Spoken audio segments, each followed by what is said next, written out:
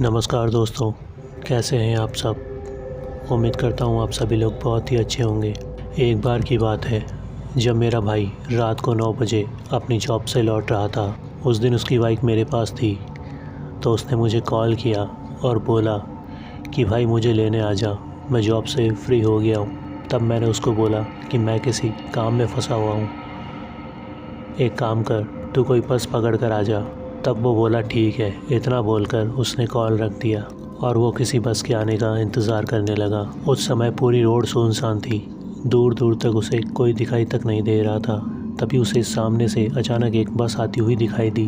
वो बस बिना रुके ही उसके पास आकर रुक गई। वो तुरंत उसी वक्त उस बस में चढ़ गया। उसकी कॉल को आए कम से कम 2 से 3 घंटे बीत चुके थे। फिर मुझे कुछ गड़बड़ लगी कि इतनी देर हो गई, वो अभी तक घर पे क्यों नहीं लौटा। फिर मैंने उसके नंबर पर कॉल किया तो उसका नंबर बंद बता रहा था। ऐसा करते करते पूरी रात बीत गई, पर वो अपने घर नहीं लौटा। अब मुझे समझ आ चुका था कि ये पक्का कोई ना कोई सीरियस इशू है। अब मुझे पुलिस के पास चले जाना चाहिए। आखिर मैं परेशान होकर मुझे पुलिस स्टेशन जाना पड़ा और मैंने वहाँ जाकर अपने भाई की गुमशुदगी की रिपोर्ट दर्ज करवा दी। तब पुलिस वालों ने मुझसे पूछा कि आपके भाई की आपसे लास्ट टाइम बात कब हुई थी, जब उसने आपको कॉल किया उस वक्त वो कहाँ पर मौजूद था। तब मैंने बोला कि वो सेक्टर 2 में था, वहीं से उसने एक बस पकड़ी थी और उसके बाद वो घर पर लौटा ही नहीं। तभी एक कांस्टेबल बोला, सर ये सेक्टर 2 में रोज़ किसी न किसी के गायब होने की खबरें आ रही हैं। सभी लोगों का यही कहना है कि वहाँ पर एक पुरानी सी बस दिखाई देती है जो लोगों को अपने साथ ले जाती है। उसके बाद उनका कुछ पता नहीं लगता कि वो लोग कहाँ पर गए। तब इंस्पेक्टर बोलता है कि अच्छा, अगर ऐसा है तो मैं खुद उस बस में बैठूंगा, मैं भी देखता हूँ ऐसी कौन सी बस जो पूरे शहर के लोगों में अपनी दहशत फैला रही है। बस फिर क्या था, रात को 9 बजे वो पुलिस वाला भी अपनी पूरी टीम के साथ सेक्टर 2 में उस बस के आने का इंतज़ार करने लगा।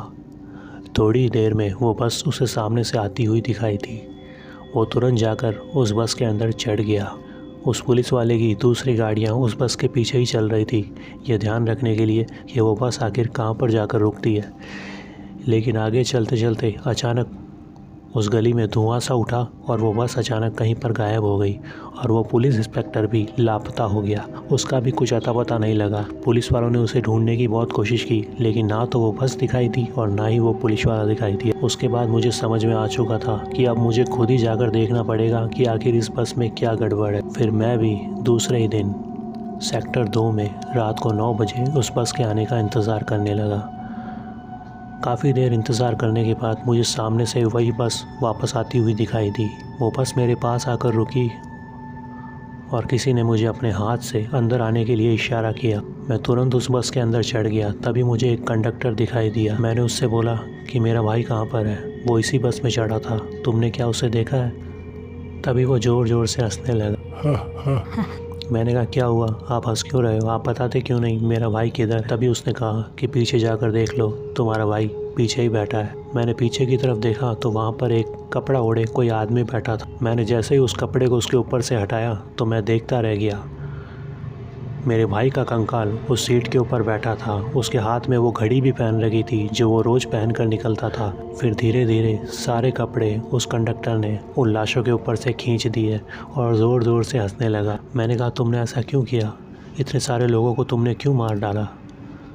उसने कहा यही तो मेरा काम है, जो इस बस में चढ़ता है वो कभी ज़िंदा वापस नहीं लौटता। तभी मैंने अपने जेब से देसी कट्टा निकाला और उस कंडक्टर के ऊपर चला दिया, लेकिन मेरी गोली उसके सीने से आर पार हो गई और वो ज़ोर ज़ोर से हंसता जा रहा था। तभी मैं वापस आगे की तरफ बढ़ा और तुरंत निकलकर उस बस से दूर की तरफ भाग गया। थोड़ी देर तक वो बस मेरा पीछा करती रही, लेकिन मैं आगे की तरफ दौड़ता रहा और आगे जाकर कुछ भिखारी बैठे थे, मैं उन भिखारी के पास जाकर चुपचाप लेट गया। फिर वो बस वहीं पर रुक गई और अचानक उसमें से वो कंडक्टर बाहर की ओर आया और उसने दाएं बाएं देखा और वापस बस में चढ़ गया और वहाँ से वो बस हमेशा के लिए चली गई। उसके बाद वो बस मुझे कभी दिखाई नहीं दी, ना ही मेरा भाई वापस लौटा, ना ही वो इंस्पेक्टर कभी लौटा। तो देखा आपने, कभी कभी कुछ ऐसा हो जाता है जिसकी हम कल्पना भी नहीं कर सकते। तो आज की कहानी को यहीं ख़त्म करते हैं। उम्मीद करता हूँ कहानी आपको अच्छी लगी होगी। अगर अच्छी लगी है तो वीडियो को लाइक करें, कमेंट करें और चैनल को सब्सक्राइब करना ना भूलें। मैं मिलूँगा आपसे ऐसी किसी नई वीडियो में, तब तक के लिए बाय बाय।